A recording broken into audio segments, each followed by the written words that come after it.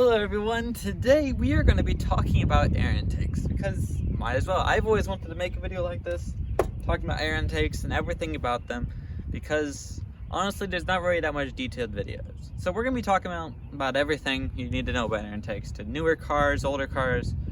I don't know everything, of course, I'm just a kid, but I'm going to tell you everything that if you're a beginner you should know. So let's start off with air intakes and are they worth it? Well, number one thing, let's not start with that. Let's start with air intakes. What are they? Well, they're usually little, they look like mushrooms or honeycombs or sometimes boxes with a thing in there that usually can be replaced. It literally just lets air to your engine, but also restricts it for it does not let any dirt in or anything. So you don't want metal or leaves or anything getting into your engine, which will come to the throttle body. So let's talk about aftermarket air intakes, because we're not here to talk about base box air intakes, which I do have one, but basically it's a box that sits here and has a tube going to your headlight or to a vent that goes here. So you don't want to hear about that. Let's talk about aftermarket air intakes. Let's talk about how to install that. Well, we'll get to that, but let's talk about what kinds of air intakes there are. Well, usually there's a lot of air intakes, actually options. There is full systems, meaning they're usually expensive and they're built specifically for that car only. That car, they only can be used in that car. They have all the sensors, everything you need, just plug and play. So they're pretty nice, but they come at a price. Let's talk about the janky way, because everybody knows the janky way. This is my Resonator that was here. That goes right here, and usually this sits right here on the throttle body, and most people usually put an air intake right at the end of that rubber seal, and yeah, just run it like that. Now let's talk about, there's also other systems. There's like one pipe systems, short ram systems, and if you're crazy enough, no air intake. But yeah, you're gonna hurt your engine doing that. So I bought this to do this representation. So you're wondering why my car is running fine. It has, well, actually, we're gonna talk about sensors. Your air intake actually has sensors. It actually has a sensor that goes inside the air intake to, basically tell it how much air is going in and how to save fuel by restricting how much engine should be running. So if you have a lot of air coming in, the engine has to put enough fuel to counteract that. So as you can see, I removed mine. I removed all my sensors, my Resonator, everything, straight up to the throttle body. You cannot do that probably. Probably with the car you own right now, you probably cannot do that. But with my old car, you can do that. Usually old cars just kind of ignore that.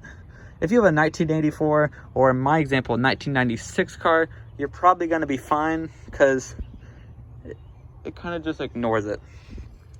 But let's say you do have a newer car and you do want to do this, you're gonna have to get a couple things.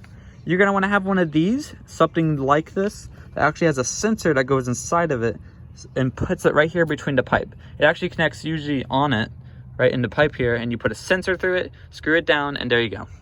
But you may think that's it, but that is not it. You're gonna need some other things.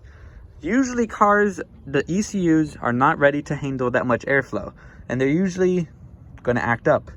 For our example, with another car that we tested this on, when he floored it all the way down, it would bog down. We wondered why it would do that. We have the sensor working and everything. It actually had a lot of power.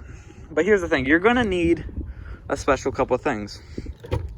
Number one thing is you're gonna need a chip or a tune of some kind to handle the new air intake. That's why they say you gotta tune your car when you get an air intake, because you can't just run it with just an air intake. Your car is not ready to be able to put that much fuel in, and it does not know how to. So you're gonna need a chip to bypass all of it and let more fuel in. So let's talk about, if you get all that done, what do you expect? Well, you definitely expect a lot more power, but there is some key features you need to know that if you want to get the ultimate power out of air intake, you're gonna have to fix some other things.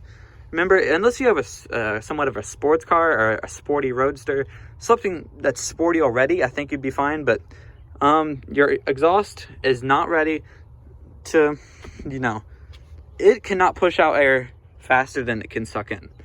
So what you need to do is do some type of exhaust customizations to get the most power out of your car.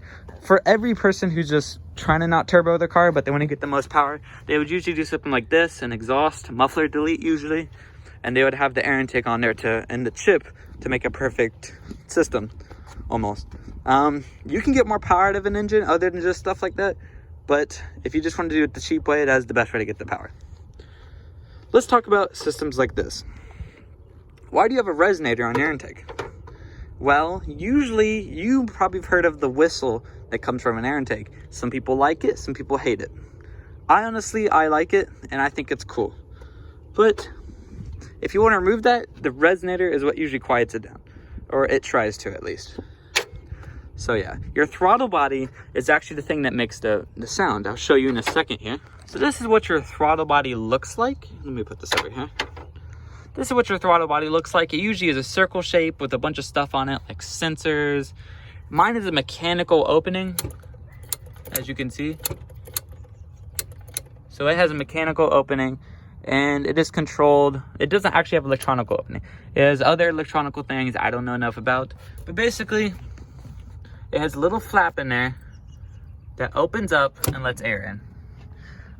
So let's talk. We're not going to go into fuel injection and carbureted and all that because we got a lot to explain. We're going to stick on the air intakes. So, yeah. As you can see, I actually dent my air intake right there. That's something you got to be careful about with these nets. These are washable because they're cotton and you can rewash them. But, let's see. What else do we need to talk about? Let's talk about, should you do an air intake? We already did that, but yeah. Is it worth it? Like, adding that horsepower. Adding the horsepower, is it worth it? I'm going to say right now, it is. Because as a car guy, I love having an air intake. Because it actually sounds cool. Don't expect to get amazing horsepower changes unless you do air intake and chip tunes. You will not get as much horsepower as you want. But it definitely make your car sound a lot cooler. It also makes the engine bay look a little bit better, other than having this stupid box just sitting there. Well, I'm going to end the video there. That's everything you need to know about air intake that I can come up with my mind right now. So yeah, if you have any more questions, or you want me, if I did not cover anything, please remind me, and I can make a part 2, and we can talk about air intakes. Now, I'm not the smartest person, but I'm just trying to help the everyday person who's trying to do an air intake. So yeah, thanks for watching, and see you guys in the next one.